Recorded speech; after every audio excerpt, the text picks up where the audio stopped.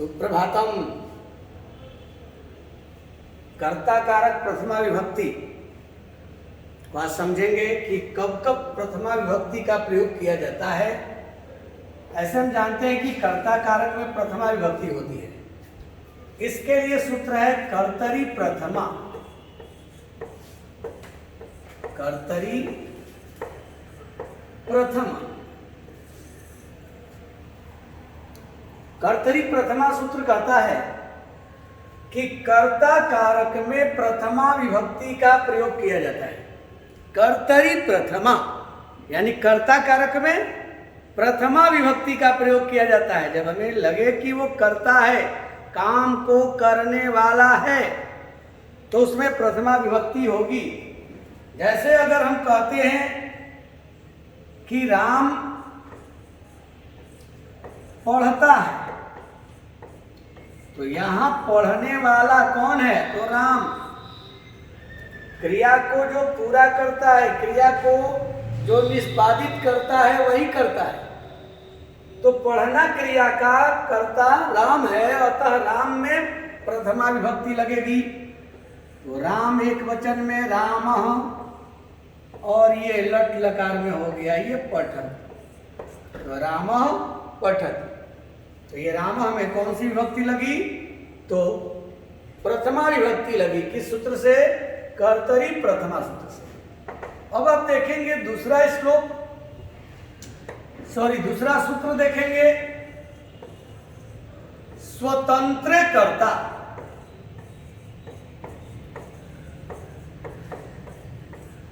अब कर्ता जो होता है वो स्वतंत्र होता है।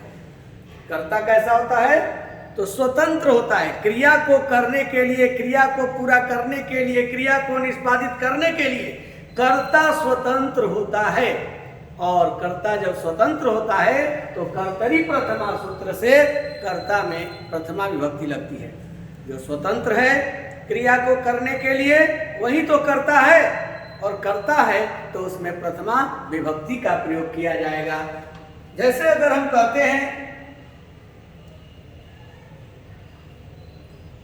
कि मोहन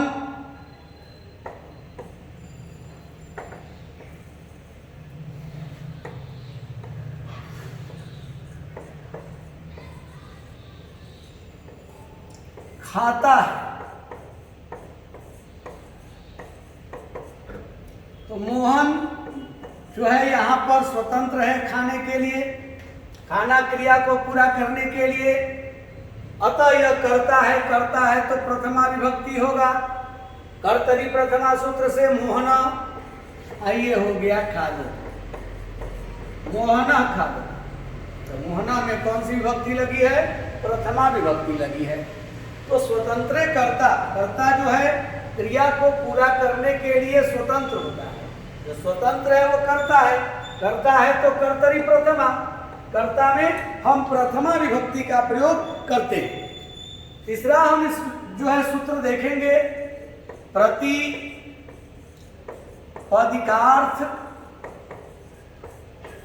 लिंग परिमाण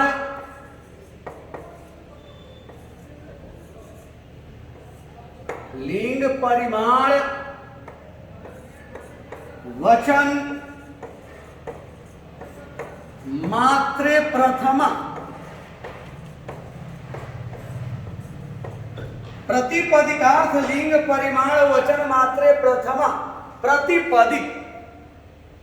प्रतिपदिक यानी मूल जो शब्द होता है, मूल अर्थ वाले लिंग परिमाण वचन मात्र में, यानी मूल अर्थ वालों शब्द में जो मूल अर्थ हो, प्रतिपदिक अर्थ वाले, प्रतिपदिक यानी मूल, प्रारंभिक, शुरुआती, तो प्रतिपदिक अर्थ वाले लिंग परिमाण वचन बताने के लिए हम प्रथमा विभक्ति का प्रयोग करते हैं। जैसे प्रतिपदिक मूल, अगर हम कहते हैं तटः, तटी, तट, अब ये तटः पुल्लिंग हो गया, तटी स्त्रीलिंग हो गया, तटम नपुंसक लिंग हो गया। तो मूल शब्द अगर लिंग बताना है, परिमाण बताना है, वचन बताना है उस प्रतिपदिक अर्थ वाले का, तो उस समय उसमें प्रथमा विभक्ति का प्रयोग किया जाता है। जैसे अगर हम वचन में एक देव बहव, तो प्रतिपदिक अर्थ वाले यानी शुरुआती शब्द वाले, प्रारंभिक शब्द वाले अर्थ में लिंग, परिमाण और वचन बताने में हम प्रथमा विभक्ति का जो है प्रयोग करते हैं। अगर हम कहते हैं कि अगला जो सूत्र है 4 नंबर देखेंगे,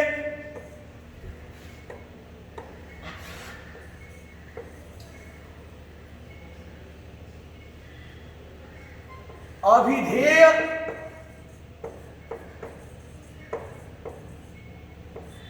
मात्रे प्रथम। अभिधेय यानी नाम, नाम वाले शब्द में भी हम प्रथमा विभक्ति का प्रयोग करते हैं। जैसे हम कहते हैं राम, हम कहते हैं कृष्ण, तो अभिधेय यानी नाम बताने में भी हम प्रथमा विभक्ति का प्रयोग करते हैं। नाम भी अगर बताना है तो उस समय भी अभिधेय मात्रे प्रथमा यानी नाम बताने वाले शब्द में भी हम प्रथमा विभक्ति का प्रयोग करते हैं जब नाम भी बताना हो तो। अब पांचवा जो है कि हम देखेंगे सूत्र अव्यय योगे प्रथमा।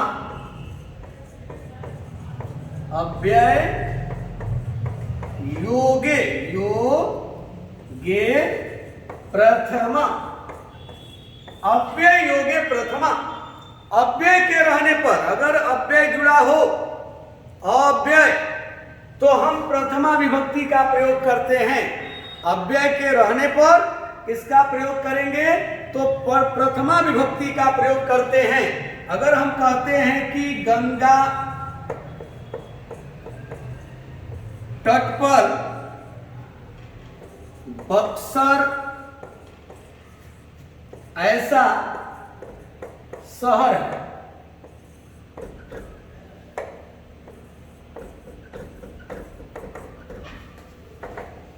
यानी गंगा तट पर बक्सर ऐसा शहर है या बक्सर ऐसा नगर है, तो गंगा तट पर यानी गंगा तटे,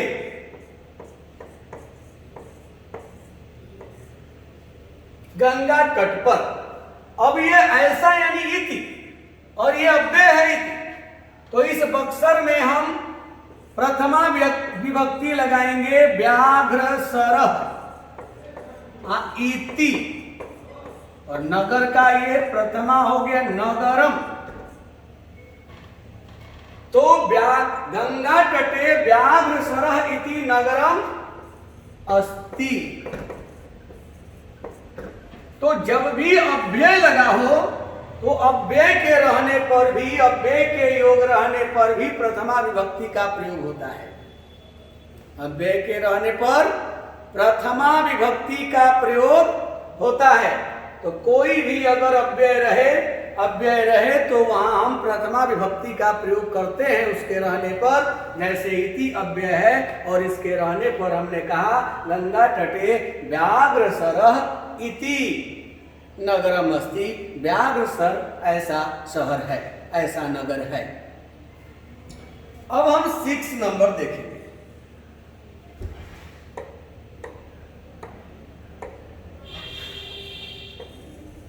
संबोधने च प्रथमा।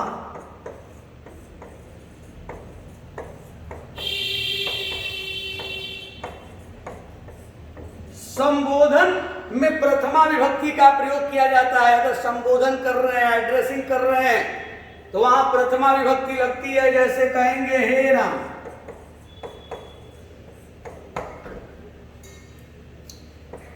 हे राम,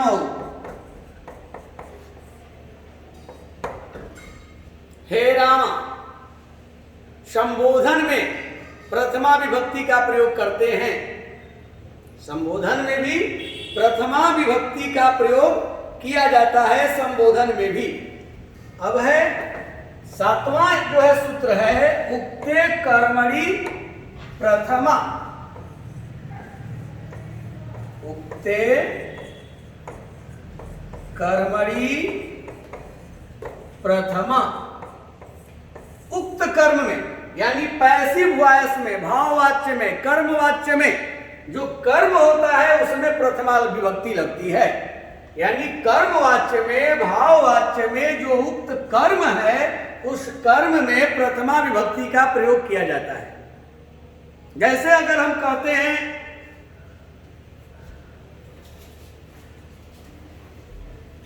बालक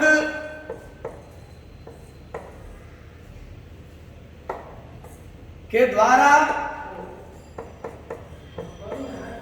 बालक के द्वारा चंद्रमा को देखा जाता है।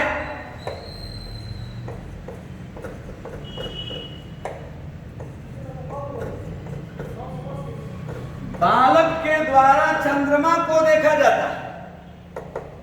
तो बालक के द्वारा चंद्रमा को देखा जाता है, तो ये तो बालक के द्वारा ये कर्ता रूप में है। ऐसी स्थिति में पैसिव वॉइस में, कर्मवाच्य में तृतीया विभक्ति लगती है, तो बालकेन हो गया। अब यहाँ किसको देखा जाता है? चंद्रमा को। तो पैसिव रूप में, भाववाच्य में, कर्मवाच्य में चंद्रमा जो उक्त कर्म है इसमें प्रथमा विभक्ति लगेगी और होगा चंद्रः।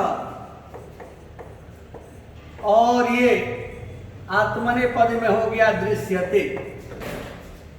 तो हो गया बालकेन चंद्र दृश्यते, बालक के द्वारा चंद्रमा को देखा जाता है।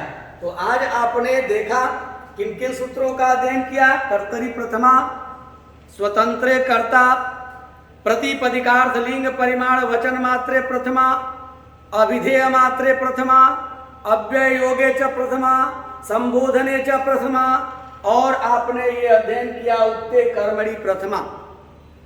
कल हम बताएंगे कर्म कारक द्वितीया विभक्ति।